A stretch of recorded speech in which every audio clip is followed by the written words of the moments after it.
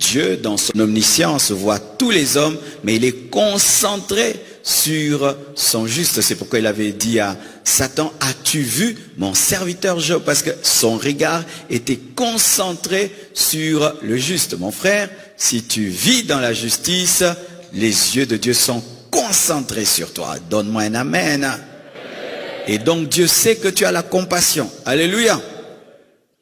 Les regards, les yeux, ses yeux sont sûrs, car les yeux du Seigneur sont sur les justes et ses oreilles sont attentives à la prière. Donc avant que l'oreille de Dieu fonctionne, il faut que ses yeux fonctionnent.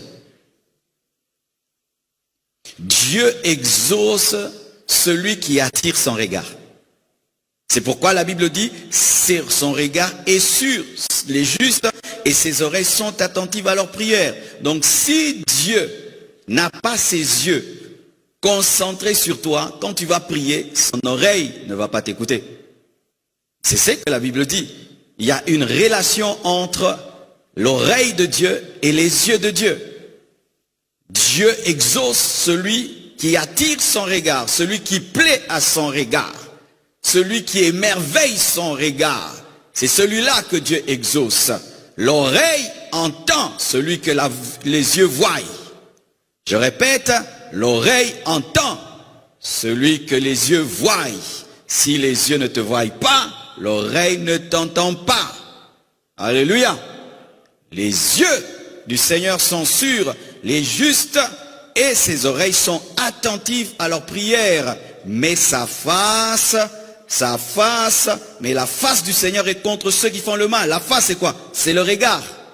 Quand quelqu'un fait le mal, Dieu détourne son regard et donc il ne t'exauce pas. Mais s'il se concentre sur toi avec ses yeux, donc ses oreilles t'entendent.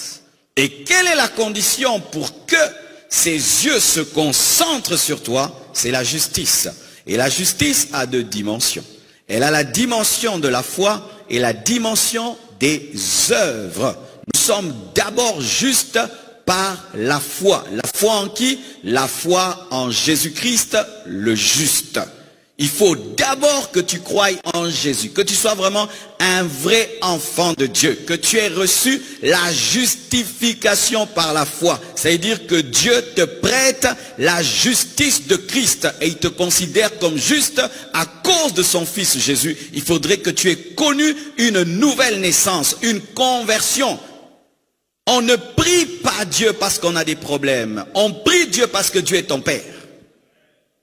Ah oui, on ne prie pas parce qu'on a des problèmes. On prie Dieu parce qu'il est Père. Et pour qu'il soit ton Père, tu dois être justifié par la foi. Tu crois en Jésus-Christ et Jésus-Christ te donne sa justice. Et quand Dieu te regarde, il te considère comme étant saint. Alléluia. La deuxième justice, c'est la justice par tes œuvres, par tes bonnes œuvres, comme je l'ai dit hier. La foi sans les œuvres est une foi morte. Il faut que tu vives dans l'obéissance à Dieu et que tu portes des fruits, des œuvres selon la volonté de Dieu. C'est alors que Dieu t'exaucera.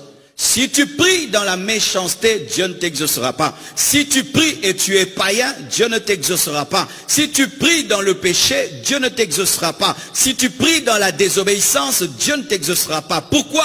Parce que ses yeux ne sont pas sur toi. Il a détourné sa face, ce qui fait que son oreille aussi ne peut t'entendre. Dieu entend tout, c'est vrai, de manière générale, mais Dieu n'exauce pas tout. Es-tu né de nouveau, toi qui es venu gêner? Tu as donné à Dieu ton estomac, mais Dieu veut ton cœur, il veut ta vie. Aujourd'hui, même les païens jeunes, j'ai rencontré des filles vivant dans le péché qui te disent « Ah, je viens de notre jeûne. Dans notre église, on organise des jeûnes. Dans notre église. » Et puis tu pries avec elle. Dieu te dit « Mais Dieu me montre que tu vis dans l'impudicité. Répands-toi. » Elle te parle de jeûne. Elle te parle des jeûnes. Mais elle a un copain. Elle couche avec son copain. Mais elle est en train de te raconter des histoires des jeûnes, des prières, des jeûnes à sec. Mais elle a un copain. Des choses comme ça. Dieu n'exauce pas de telles personnes. Il faut que tu naisses de nouveau et de deux, que tu puisses obéir à ton Seigneur. Il faut que tu puisses naître de nouveau et que tu puisses vivre dans la sanctification. C'est alors que Dieu t'exaucera. Mais si tu ne fais pas ainsi, pendant tout ton jeûne, tu vas prier un Dieu qui t'a tourné le dos. Ah oui, pendant 400 ans, 4 siècles, Dieu a donné le dos à Israël, son peuple. Il lui a donné le dos. Oui, mon frère, tu peux prier. Et tu pries le dos de Dieu. Tu ne pries pas sa face, tu pries son dos. Et comment tu peux même sentir cela? C'est lorsque des fois tu pries, tu sens comme s'il y a un béton sur ta tête. Un béton sur ta tête. Tu sens que tes prières retombent sur toi. C'est vrai, des fois, ce ne sont que des sensations. Des fois, ce sont des attaques démoniaques. Mais des fois, lorsqu'on vit dans le péché et qu'on prie, on sent sa prière n'est point même dépasser le plafond. Et tu pries, et pendant que tu pries, ce sont tous tes péchés qui te reviennent. Tes péchés te reviennent. Tu as des culpabilités. Tu commences à prier un peu. Oh Seigneur, pardonne-moi. Tu commences à prier un peu. Seigneur, pardonne-moi. Frère, arrange ta vie d'abord et puis tu vas prier ensuite. Alléluia. Arrange d'abord ta vie. Et nous sommes pressés. Ah non, je dois vite demander, je dois vite demander, je dois vite demander. Non, tu dois vite arranger. Précipitez-vous à vous mettre en ordre avec Dieu. Et ensuite demandez. Je vous ai enseigné une fois que lorsque l'assiette est sale, même si la nourriture est propre, la mère ne donne pas cette nourriture, cette bonne nourriture à son enfant, parce que la nourriture sera infectée. La bénédiction de Dieu est pure. Mais si ta vie est sale, Dieu ne peut te donner ta bénédiction parce que tu vas salir la bénédiction par la saleté de ta vie. Pendant ce jeûne, mettez-vous en règle avec Dieu. Répentez-vous. Sortez des mauvaises relations. Quittez les relations illicites.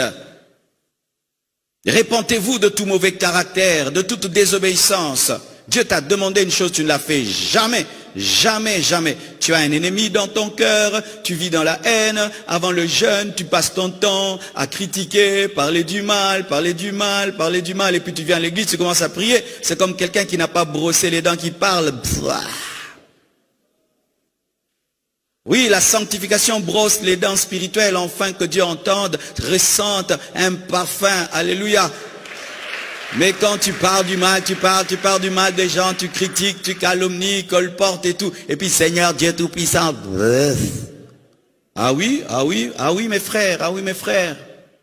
N'est-ce pas que quand tes enfants te parlent très tôt matin sans avoir brossé les dents, tu dis quoi? Ah, va brosser, n'est-ce pas? Et Dieu te dit, va brosser la bouche. Frère, brosse la bouche, brosser.